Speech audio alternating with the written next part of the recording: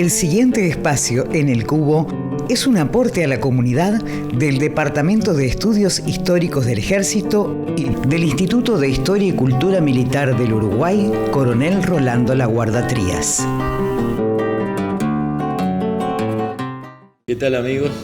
Soy el coronel José Carlos Araujo del Instituto de Historia y Cultura Militar del Uruguay y continuamos conversando con ustedes aquí en el programa El Cubo desde esta perspectiva militar de la historia que estamos tratando, que es el ejército en la conducción política de la Revolución Oriental.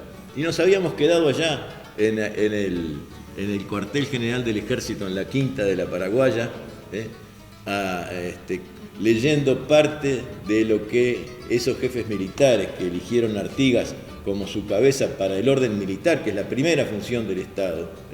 Entonces allí ocurre, desde este punto de vista politológico, es el origen de... Primero, hay un origen de la nación, porque hay una dimensión psicológica que es la toma de conciencia de serlo, que es lo que hacen los jefes del ejército cuando quedan solos. Toman conciencia de que son un pueblo aparte de Buenos Aires, y que tiene un proyecto de futuro común. Quieren ser una unidad de destino, como dice José Antonio, para el futuro común.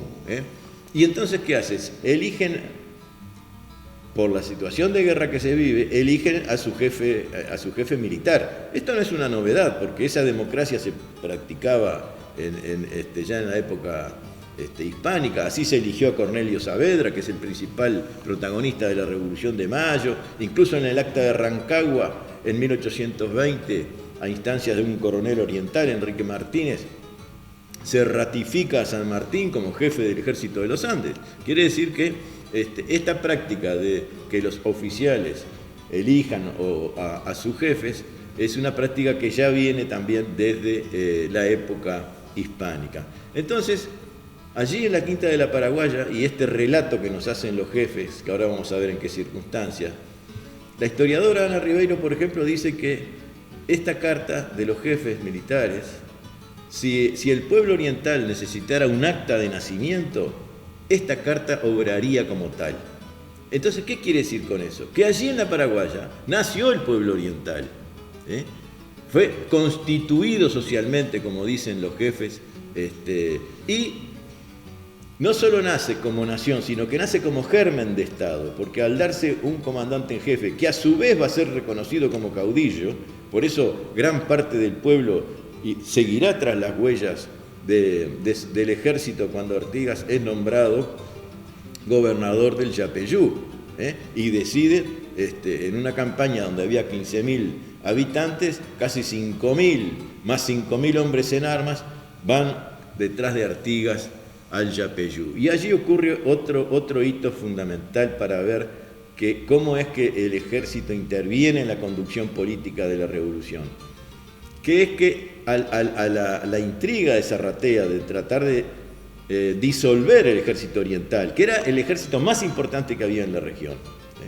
tratar de disolverlo, allí se produce la lucha por la autonomía militar. Y algunos jefes se pasan al bando de Zarratea, y los más leales, ¿qué hacen? Deciden formar una junta separada de Buenos Aires, o sea, la independencia absoluta de la banda oriental. No sabemos bien si del Paraná o del río Uruguay, pero sí con una junta nueva que la llegan a conformar. Pero Artigas se niega, porque Artigas seguía siendo coronel de la Junta de Buenos Aires con un cargo político como gobernador de Yapeyú. Y los jefes, en ese momento, reasumen la soberanía natural que tenían en la Quinta de la Paraguaya para nombrar al jefe y al caudillo, al jefe de los orientales, reasumen esa titularidad de la soberanía, que ahora vamos a leer en Reyes Abadí y otros, de qué se trata esto, y le dicen a Artigas que gracias a ellos, según carta de Pedro Viera a Zarratea, los generales le dicen a Artigas, mire que gracias a nosotros usted es general y tiene que hacer lo que le conviene al pueblo. O sea, politológicamente le recuerdan la legitimidad de origen de sus potestas, de su jefatura en la unidad del ejército, gracias a nosotros usted es general, y le recuerdan la legitimidad de ejercicio, que es el bien común que conviene a la sociedad. Quiere decir que este es otro hecho en donde, como dice Reyes Abadí, Meloño, Brusquera, estos eran... Porque ¿había diputados de los pueblos en la Paraguaya o había diputados de los pueblos en esa reunión de jefes en el Ayuí? No, estaban los jefes, que son los que mandan la carta a Buenos Aires y la firman. Entonces dice Reyes Abadí, verdaderos diputados de cada hueste libertaria y como tales, titulares naturales de la soberanía, capaces de decidir por sí sobre el destino propio de la comunidad oriental naciente. Bueno, esto es así como funciona verdaderamente la sociedad en un caso de crisis institucional, ¿no? Recuerden que no estaba el rey, ¿no? Vacatio regis, vacatio legis, no había ley, había que volver a tener un gobierno y son estos jefes los que toman esas decisiones acompañados por el pueblo, como una élite natural que eran, ¿no?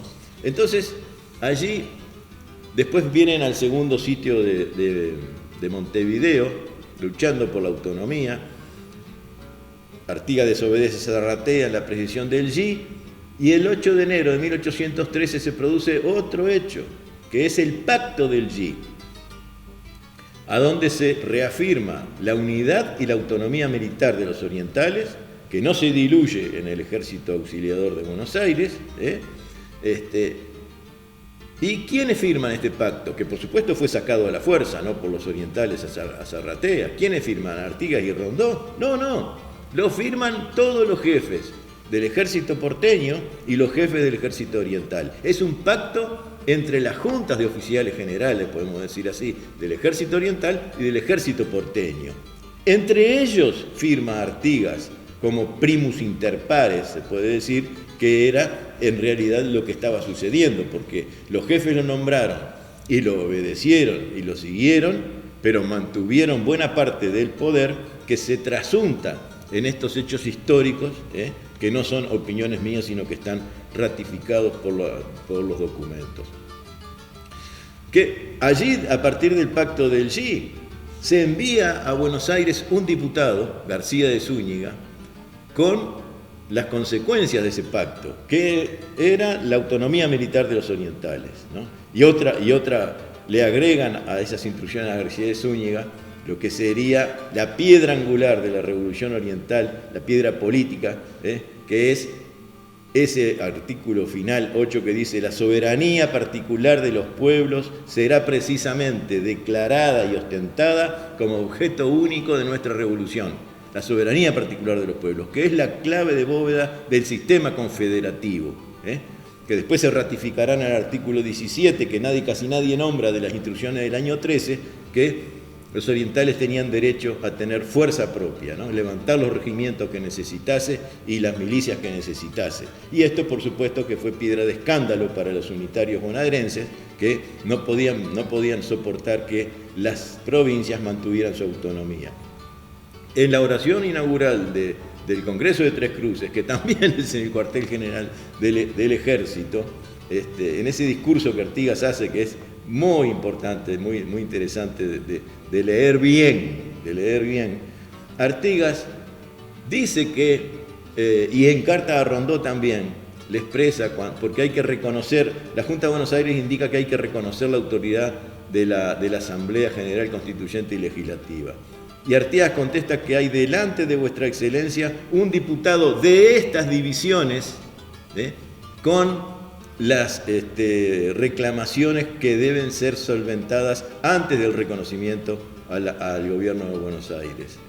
Dice, un diputado de estas divisiones, ni siquiera dice del ejército, de estas divisiones. Y eso lo va a ratificar en este discurso inaugural del Congreso de Tres Cruces, cuando exprese que el ejército, cuando las propuso a estas condiciones, que era la autonomía militar de los orientales para seguir siendo un pueblo libre, cuando el ejército las propuso, dice textualmente, lo que quiso decir es: quiero ser libre. Es decir, que el mismo Artigas reconoce en ese discurso que no es él el que manda al diputado, sino que es su ejército que manda a ese diputado.